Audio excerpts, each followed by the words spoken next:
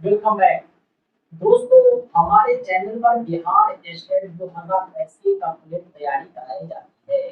Paper one और paper two के सभी विषयों के नोट्स उपलब्ध कराए जाते हैं।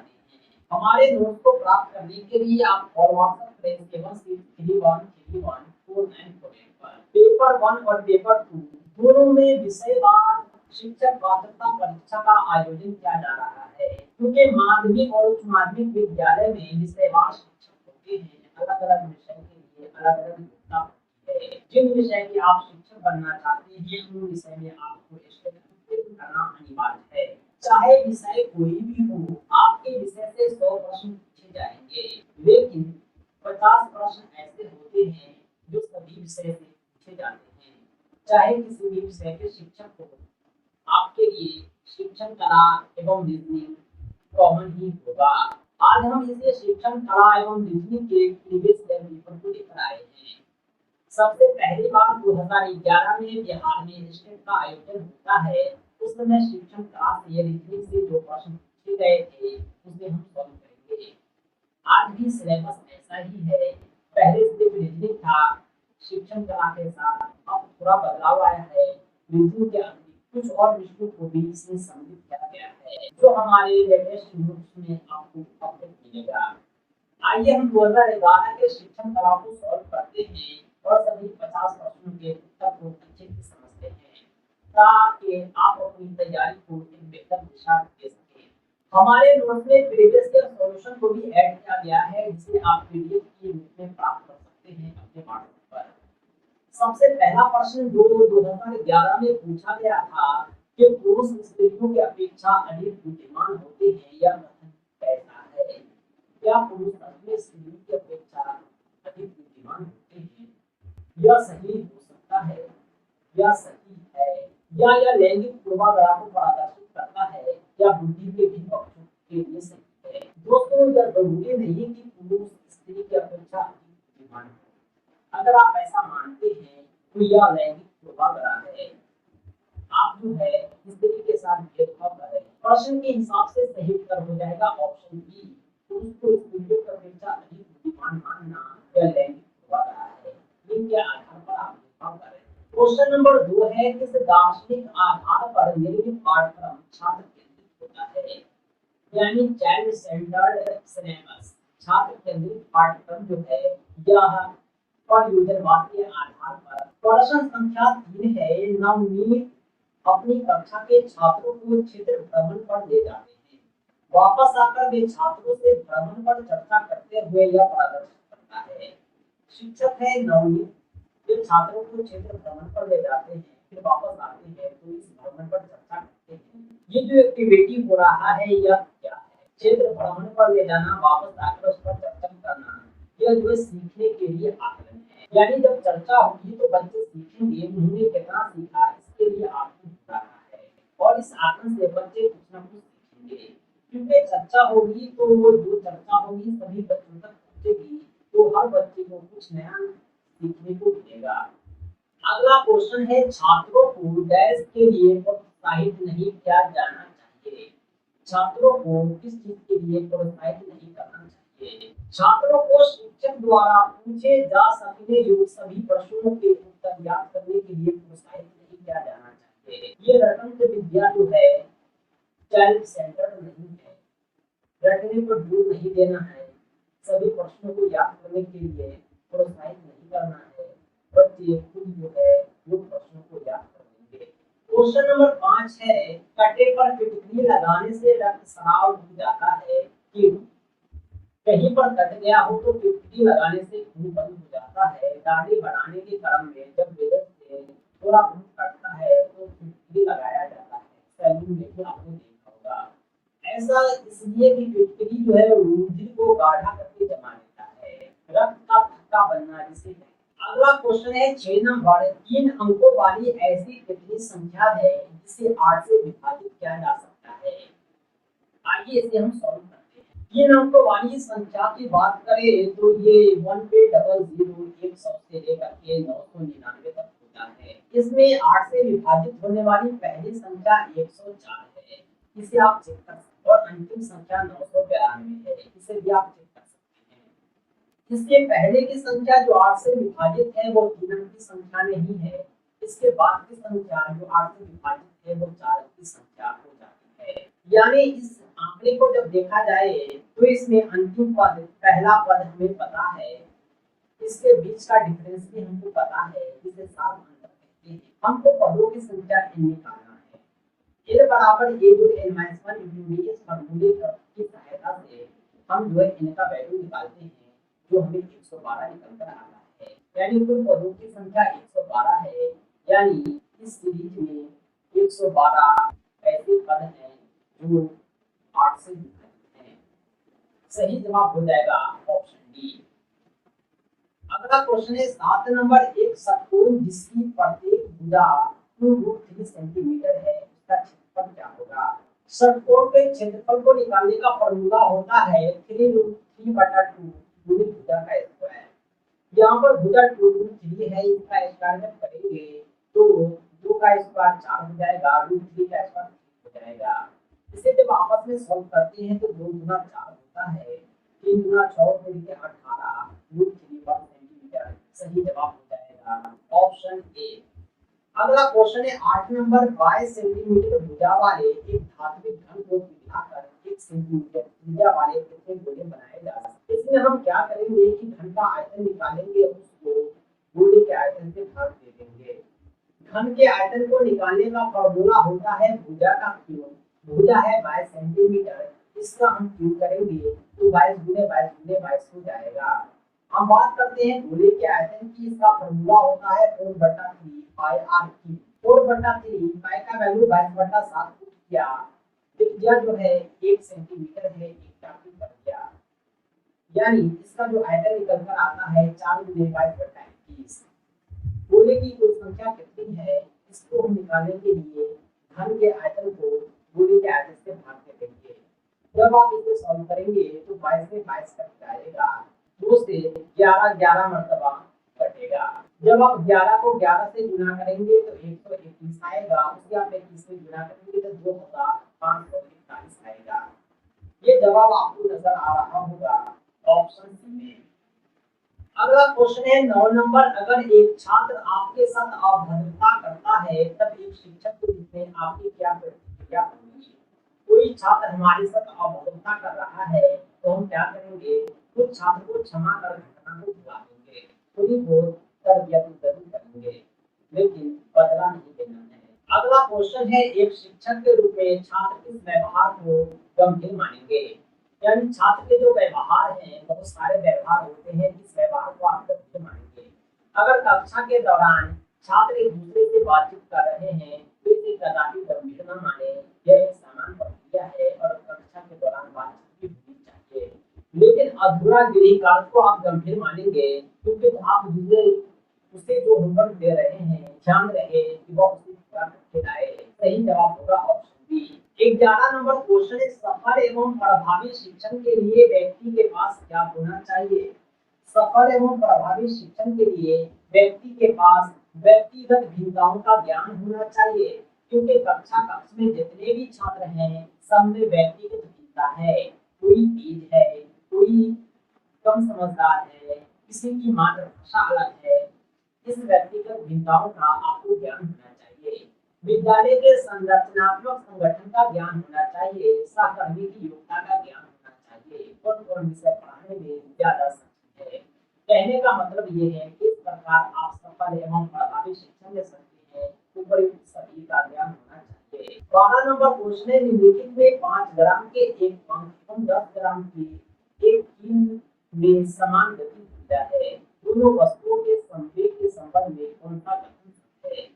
यानी दो वस्तु है, एक 5 ग्राम का दूसरा 10 ग्राम का, दोनों में समान गति ऊर्जा है। ऐसा तभी होता है जब दोनों वस्तु का संवेग बराबर हो। हम बात करते हैं क्वेश्चन नंबर 13 की। बच्चों के लिए निःशुल्क एवं अनिवार्य शिक्षा का कानून 2009 को राष्ट्रपति की मंजूरी मिली। आरटीई एक्ट 2009 इसे 26 अगस्त 2009 को राष्ट्रपति द्वारा मंजूर किया गया था। भारत में जो कानून बनता है लोकसभा राज्यसभा में पास होने के बाद राष्ट्रपति की मंजूरी आवश्यक होता है। लोकसभा राज्यसभा और राष्ट्रपति के बाद कोई भी कानून देश भर में लागू हो सकता है। अगला क्वेश्चन है 14 नंबर, विद्यालय है एक लघु। विद्यालय जो होता है एक तरह का समाज होता है, वो समाज का एक दर्पण है, समाज की एक झलक है। विद्यालय को आप छोटा समाज कहेंगे। अगला क्वेश्चन है, अगर बार बार बताने व्याख्या करने पर भी छात्र एक बिंदु तक नहीं समझ पाता, तब ऐसी परिस्थिति में आप क्या करेंगे? आप छात्र को बार बार समझा रहे हैं, व्याख्या कर रहे हैं, फिर भी छात्र नहीं समझते हैं, तो आपको हार नहीं मानना है। आपको कोई दूसरा विधि खोजना है, दूसरी सामग्री का प्रयोग करना है, ऑडियो विजुअल एड्स का प्रयोग करना है, यानी किसी न किसी तरह से उस बिंदु को, उस तक को बच्चे को समझाने का हर संभव प्रयास करना है। अगला क्वेश्चन है 16 नंबर, निम्नलिखित में कौन सा विटामिन वसा में घुलनशील है? मैं आपको बता दूं कि विटामिन बी और सी ये जल में घुलनशील होते हैं। विटामिन ए हो गया, विटामिन डी हो गया, विटामिन ई हो गया, विटामिन ए हो गया, ये 4 विटामिन वसा में घुलनशील होते हैं। यानी विटामिन बी सी जल में घुलनशील है, विटामिन ए डी ई के वसा में घुलनशील है। जब आप इस ऑप्शन को देखेंगे तो ऑप्शन नंबर 1 और 4 सही पाएंगे, यानी विटामिन ए और डी जो ऑप्शन 1 और 4 में है ये वसा में घुल जाते हैं। छात्र केंद्रित शिक्षा का अर्थ क्या है? छात्र केंद्रित शिक्षा, चाइल्ड सेंटर्ड टीचिंग का मतलब होता है शिक्षण में छात्रों का भरपूर सहयोग देना, यानी शिक्षा जो है छात्र के इर्द गिर्द घूमेगा। अगला क्वेश्चन है, पाठ्यक्रम लचीला होना चाहिए, ऐसा नहीं होने पर क्या हो सकता है? छात्रों के बीच लोकप्रिय नहीं हो पाएगा। अगर पाठ्यक्रम लचीला नहीं है तो छात्र रुचि के साथ नहीं पढ़ेंगे। ये जो पढ़ाई है छात्रों के बीच लोकप्रिय नहीं बन पाएगा। सही जवाब ऑप्शन बी है। अगला क्वेश्चन है 19 नंबर, आप अपनी कक्षा को छात्रों को किसी कार्यक्रम के संदर्भ में निर्देशित कर देते हैं। यदि कोई छात्र आपका निर्देश नहीं समझ पाता है तब आप क्या करेंगे? कक्षा में छात्रों को हम निर्देश दे रहे हैं लेकिन बच्चे समझ नहीं पा रहे हैं, हम क्या करेंगे कि सरल भाषा में निर्देशों की व्याख्या करेंगे, अच्छे से समझाएंगे, खंडित कर करके समझाएंगे, विभक्त कर करके समझाएंगे। इस प्रकार बच्चे आपके निर्देशों को समझने लगेंगे। 20 नंबर क्वेश्चन है, शिक्षा के क्षेत्र में मार्गदर्शन का उद्देश्य क्या है? शिक्षा के क्षेत्र में मार्गदर्शन का उद्देश्य है छात्रों को स्वतंत्र निर्णय लेने में सक्षम करना, छात्रों को उसकी दृढ़ताओं और कमजोरियों को जानने में सलाह देना, छात्रों को भविष्य में होने वाले तनाव एवं नुकसान से बचाना। यानी ऊपर के सभी जो है शिक्षा के क्षेत्र में मार्गदर्शन है। अगला क्वेश्चन है 21 नंबर, एक शिक्षक को अस्थायी शिक्षक के रूप में बहाल होने के पश्चात भी प्रशिक्षण की आवश्यकता होती है। क्यों? आपने देखा होगा कि टाइम टू टाइम शिक्षकों को प्रशिक्षण दिया जाता है। ऐसा क्यों? क्योंकि शिक्षा के क्षेत्र में जो नए शोध होते हैं उनके प्रयोग का ज्ञान शिक्षकों को निरंतर दिया जाना चाहिए। सही जवाब है ऑप्शन बी। अगला क्वेश्चन है, भिन्न स्थानों पर माध्यमिक शिक्षकों के स्थानांतरण के संदर्भ में आपका क्या विचार है? शिक्षकों का जो स्थानांतरण है ये क्या होना चाहिए या नहीं? जिस विद्यालय में उसका ज्वाइनिंग हुआ हो क्या वहीं से उन्हें रिटायरमेंट मिलना चाहिए? ऐसा नहीं है, क्योंकि स्थानांतरण शिक्षकों के अनुभव को बढ़ाता है। जब शिक्षक एक विद्यालय से दूसरे विद्यालय में जाएंगे तो बहुत सारे अनुभव को लेकर के जाएंगे। इस अनुभव का यूटिलाइजेशन आप उस विद्यालय में करेंगे जहां वे अभी नए हैं। इस प्रकार जो है स्थानांतरण काफी आवश्यक होता है। अगला क्वेश्चन है, ट्यूशन या अन्य कोचिंग क्लासेस के संबंध में आपके क्या विचार है? ट्यूशन या कोचिंग के बारे में कहा जाता है यह शिक्षक की गरिमा को काफी हद तक कम कर देता है। अगर आप सरकारी विद्यालय के शिक्षक हैं और उसी बच्चे को ट्यूशन पढ़ा रहे हैं तो आपकी गरिमा को काफी हद तक कम कर देगा। अगर छात्र को ट्यूशन पढ़ा रहे हैं तो उसे स्वाध्याय का समय नहीं मिलता है, उनका गृह कार्य भी नहीं हो पाता है। आप विद्यालय में जो होमवर्क देते हैं उसे ही पूरा करने में और सेल्फ स्टडी में उसका समय मिल जाता है। अगर इस समय को आप ट्यूशन में बर्बाद करते हैं तो कहीं ना कहीं वो पढ़ाई में कटौती करेगा। सही जवाब देखा जाए तो ऑप्शन बी और सी नजर आता है। अगला क्वेश्चन है 24 नंबर, अगर विद्यालय का प्रधानाध्यापक आपको अतिरिक्त दायित्व देता है तो आप क्या करेंगे? विद्यालय का प्रधानाध्यापक अतिरिक्त दायित्व देता है तो हमें सहर्ष स्वीकार करना चाहिए। एक एक शिक्षक के रूप में आप जाति, प्रजाति या नस्ल आधारित भेदभाव के संबंध में क्या महसूस करते हैं? जाति, प्रजाति, नस्ल आधारित भेदभाव जो है एक अवैज्ञानिक व्यवहार है जिसे अविरत समाज से बाहर किया जाना चाहिए। ये भी छुआछूत है, ये सब कुछ बढ़ता है, इस समाज में जगह नहीं मिलना चाहिए। अगला प्रश्न है, विद्यालय में यौन शिक्षा के संदर्भ में आपका क्या विचार है? विज्ञान में खासतौर से बायोलॉजी में यौन शिक्षा दी जाती है। क्लास 8 से उससे पहले के छात्रों को यहाँ तक कि 5वीं क्लास से ही यौन शिक्षा दी जाती है।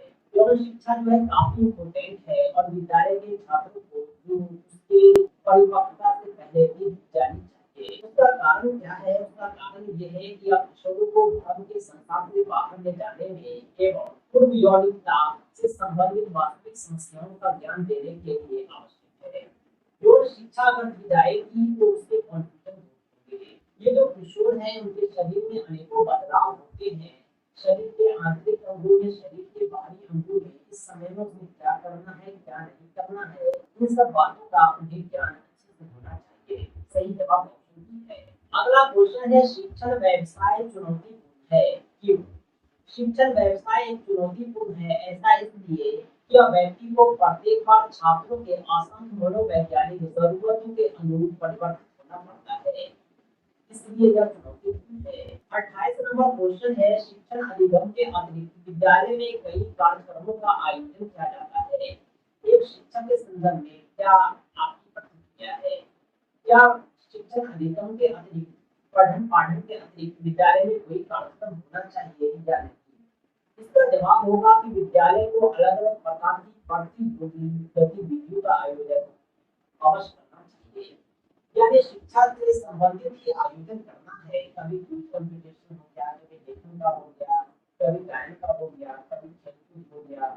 इस तरह के जब कंपटीशन होंगे तो बच्चों को उत्साहित होंगे और उसमें कुछ नया सीखने का अवसर मिलेगा। अगला क्वेश्चन है 29, यदि एक छात्र एक विषय में लगातार कम अंक प्राप्त करता है तो यह प्रदर्शित करता है। किसी एक विषय में छात्र लगातार कम अंक ला रहे हैं तो मतलब यह हुआ कि छात्रों को उस विषय में कोई रुचि नहीं है। आपको कोई ऐसा कदम उठाना होगा कि छात्र की रुचि बढ़े। 30 नंबर क्वेश्चन है, समय सारणी में विषयों का वितरण किस प्रकार होना चाहिए?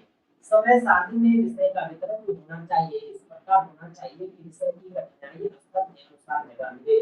अगर गणित हार्ड है तो उसे 2 घंटे मिले, हिंदी आसान है तो उसे 1 घंटे मिले। इस तरह जो है समय सारणी बनी होनी चाहिए।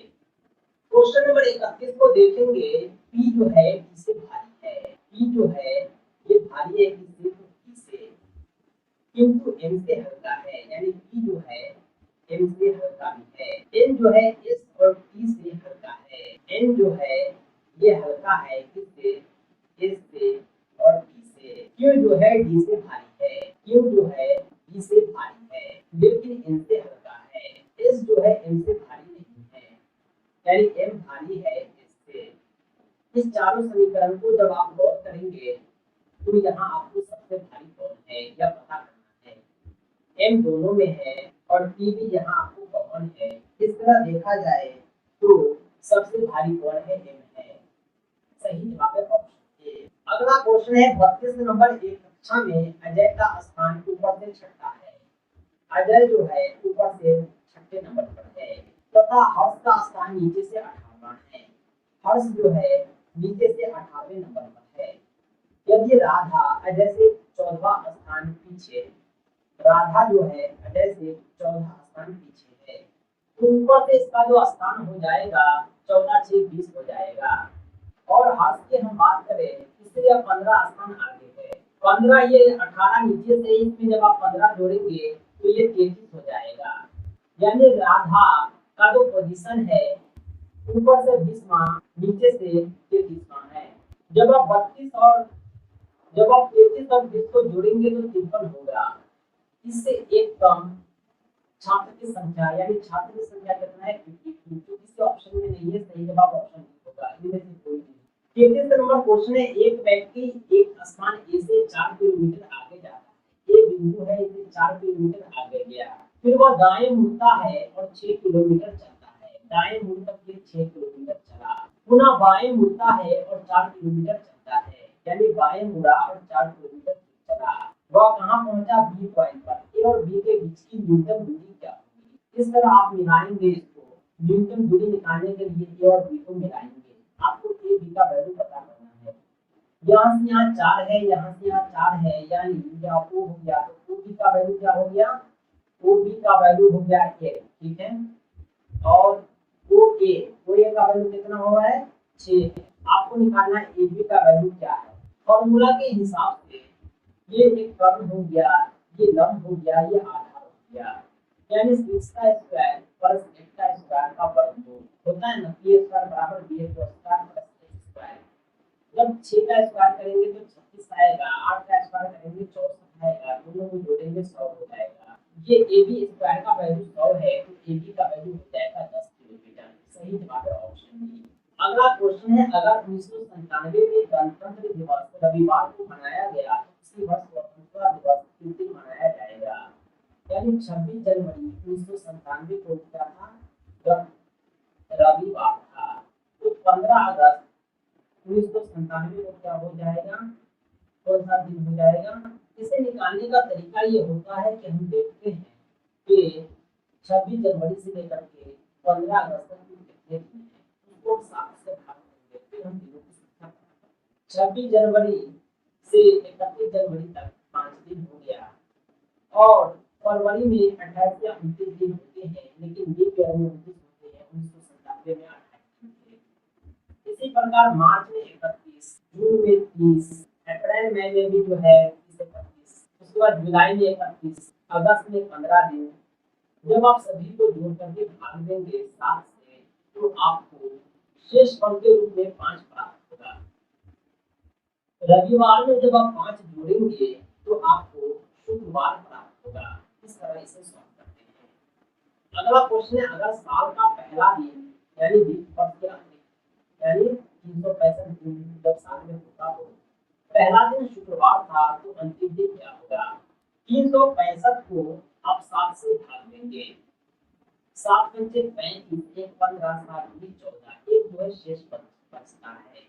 या भी 52 सप्ताह जो होगा वो साल में होगा, और एक दिन शेष है। शुक्रवार से लेकर के गुरुवार तक 52 सप्ताह कंप्लीट हो गया, और अगला दिन भी शुक्रवार है। कहने का मतलब ये है कि अगर पहला दिन साल का शुक्रवार है तो अंतिम दिन भी शुक्रवार होगा, लेकिन लीप वर्ष में यह एक दिन आगे चला जाता है, ये लीप नहीं है, इसलिए सिंपल होगा।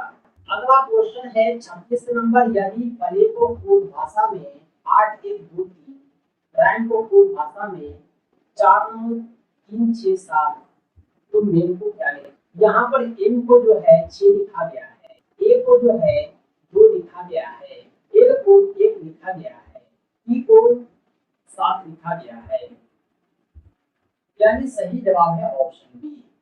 निम्नलिखित में भिन्न पद की पहचान करें। भिन्न पद जो होता है 4 ऑप्शन में बाकी से भिन्न होता है। आप ऑप्शन पर गौर करेंगे, ए जो है पहला लेटर है, तीसरा लेटर सी है, यानी पहला के बाद तीसरा 2 बढ़ता है, 9वां के बाद 11वां 2 बढ़ता है, 11 के बाद 13 2 बढ़ता है। ये सब की शुरुआत जो होती है ऑड नंबर से होती है, लेकिन एक जो है छठा नंबर है ये इवन है, ये भी इवन है। ऑप्शन डी जो है बाकी चीज से अलग है। अगला क्वेश्चन है, एक फुट भाषा में डिस्टेंस को पलट कर लिखा गया है, डी आई को आई डी, एस को टी, ई को यू, ए को बी, और एन सी बी को उल्टा एन सी लिखा गया है। उसी तरह इसको भी लिखा गया है, तो आप को क्या लिखेंगे। जब इस पर आप गौर करते हैं तो प्रथम 2 लेटर को पलट दिया गया है, इसे एच टी लिखेंगे, जो आपको सब ऑप्शन में नजर आ रहा है। लास्ट वाला को पलट के लिखते हैं Y A D, Y A D, Y A D, ये 2 ऑप्शन में नजर आ रहा है, ये ऑप्शन में, इसमें और हम चेक करेंगे। यू आर एस, इसको जो है रिप्लेस किया गया है नेक्स्ट अल्फाबेट से, यू को बी लिखा गया है, आर को एस और एस को टी, यानी सही जवाब होगा ऑप्शन ए। अगला क्वेश्चन है, सोमवार को गोष्ठी की जगह पर सुबह 8:30 बजे से 15 मिनट पहले पहुंचकर मैंने पाया कि मैं उस व्यक्ति से आधा घंटा पहले आया हूँ, जो कि 40 मिनट देर से आया था। गोष्ठी का नियत समय क्या था? बंदा और गोष्ठी में पहुंचता कब है? 8:30 से 15 मिनट पहले, यानी 8:15 बजे पहुंचता है। और 8:15 बजे क्या सिचुएशन था कि वह बंदा आधा घंटा पहले आया, किससे? जो 40 मिनट देर से आया था। यानी जो 40 मिनट देर से आया था उससे आधा घंटा पहले आया, यानी गोष्ठी का समय क्या है? 8:05 है। सही जवाब है ऑप्शन बी। दोस्तों वीडियो थोड़ा लंबा हो रहा है, इसलिए हम इसे यहीं पर एंड करते हैं। शेष सभी प्रश्नों के साथ प्रीवियस ईयर के सभी क्वेश्चन आपको इंडिविजुअली व्हाट्सएप पर भेजे जाएंगे। बिहार स्टेट 2023 की कंप्लीट तैयारी के लिए सभी विषयों की कंप्लीट नोट्स के लिए आप हमसे संपर्क करें 7631314948 पर। इस नंबर पर आप